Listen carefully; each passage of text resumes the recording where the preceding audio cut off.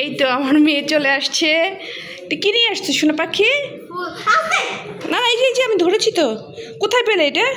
নিচে পড়েছিল। আমাদের নিচে? হ্যাঁ, অনেক সুন্দর। দেখেন এই যে আমার মেয়ে আমার জন্য ফুল নিয়ে আসছে। থাক, ফুল তো ফুলই।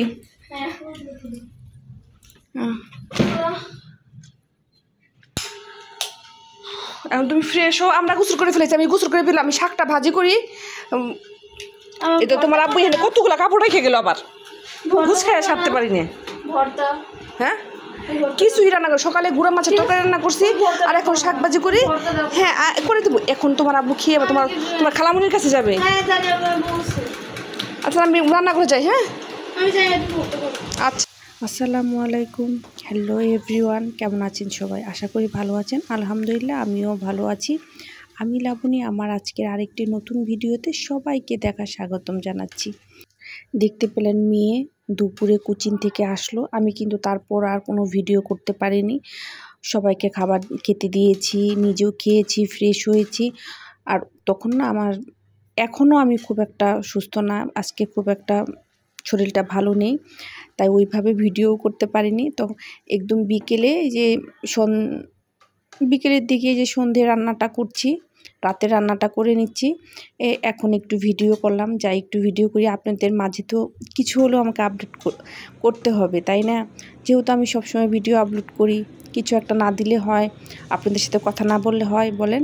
এই যে এখানে কিন্তু রান্না বসিয়ে দিয়েছি। ওই চুলায় ধুন্দুল দিয়ে, আলু দিয়ে, ছোটো মাছ দিয়ে রান্না করছি। আর এই পাশে যে বিভিন্ন ধরনের সবজি দিয়ে, ইলিশ মাছের মাথা, লেজ দিয়ে রান্না করব। এর জন্য এই যে এগুলি কেটে নিয়েছি। এই সবজিগুলো এখানে বেগুন দিয়েছি, লাউ দিয়েছি, বরবটি দিয়েছি, আলু দিয়েছি, মানে বিভিন্ন ধরনের সবজি দিয়েছি। আর আচ্ছা, কি জন্য প্লাস লাগবে? এই যে প্লাস এই যে প্লাস। আচ্ছা, প্লাস দিয়ে কি করবা? এই যে এটা ছাড়ুন নেব। হ্যাঁ, এই যে নাই দিছে এটা কি করব? প্লাস কাটবে। আমি কি তোমার জিনিস ধরি না তো? আমার জিনিস আর তোমার জিনিস কি? সেটা না, এই ব্যাগে বিরুদ্ধে আমি ধরি না। এই জিনিসগুলোতে তুমি কাজ করো। আচ্ছা, তোমার তো এরকম আরো আছে।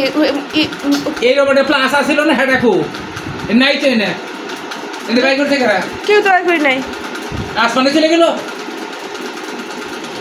আপনাদের ভাইয়া প্রচণ্ড রেগে গিয়েছে, তার প্লাস খুঁজে পাচ্ছে না। সেটা খুঁজে বের করে দিয়ে আসলাম। মানে কোনো কিছু তাকিয়ে নেবে না, ওই ডয়ারটার ভিতরেই ছিল, সে তাকিয়ে দেখেনি। এই যখন বের করে দিয়ে আসলাম, মাথা ঠান্ডা হয়েছে। আর আমি আরও মেজাজটা খারাপ। আমি বলেছি তোমার জিনিস ধরি না, মানে সব তো তার আর আমার দুজনের মিলে সংসার। সেখানে তো বলে ফেলেছি। মানে এই ধরনের কথা বলে না আপনার ভাইয়া রেগে যায়।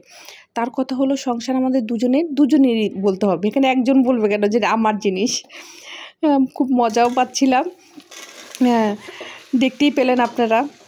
যাই হোক আপু এন্ড ভাইয়ারা, আমার ভিডিওটি ভালো লাগলে কিন্তু অবশ্যই লাইক করবেন, কমেন্টস করবেন, সাবস্ক্রাইব করবেন, পাশে থাকা বেল আইকনটা বাজিয়ে দেবেন যেন আমার ভিডিও নোটিফিকেশনটা সবার আগে পেয়ে যান। আর যারা ফেসবুক থেকে দেখবেন তারা ফলো করবেন, শেয়ার করবেন ফ্যামিলি অ্যান্ড ফ্রেন্ডসদের মাঝে। এই তো দেখেন এই যে রান্নাটাও করছি, মাঝে মধ্যে আপনাদের ভাইয়া ডাকছি, সেখানে গিয়ে দিয়েও আসতে হচ্ছে। মানে কিছু তাকিয়ে নেবে না, তাকে সব কিছু সামনে দিতে হবে। এই তুমি ফ্যানটা দিয়ে গেলা, তুমি ফ্যানটা সারা গেলে তুমি পড়তেও তো বসলাম না, কাজটা করে নি। তাহলে ফ্যানটা বন্ধ করে দিয়ে যাও। বাচ্চাকে নিয়ে অস্থির হয়ে যায়। এই রুমে বলে পড়তে বসবে, ওই রুমে আপনাদের ভাইয়া বসে আছে, কাজ করছে, এর জন্য সে এই রুমে পড়তে আসবে। এখন সেই ওই রুমে বই দেখে গিয়ে এখন ওই রুমে গিয়ে সে গল্পই করছে বাবার সাথে। তাহলে এই রুমে ফ্যানটা দিয়ে গেল কী জন্য? বুঝে না, বাচ্চারা কিচ্ছু বুঝে না। এই যে সময়টা নষ্ট হচ্ছে, কখন শেষ করবে, কখন কী করবে। সকালে ঘুম থেকে উঠে একটু যেতে হবে, আবার কোচিংয়ে যেতে হবে, কালকে স্কুল আছে, সবই আছে কালকে।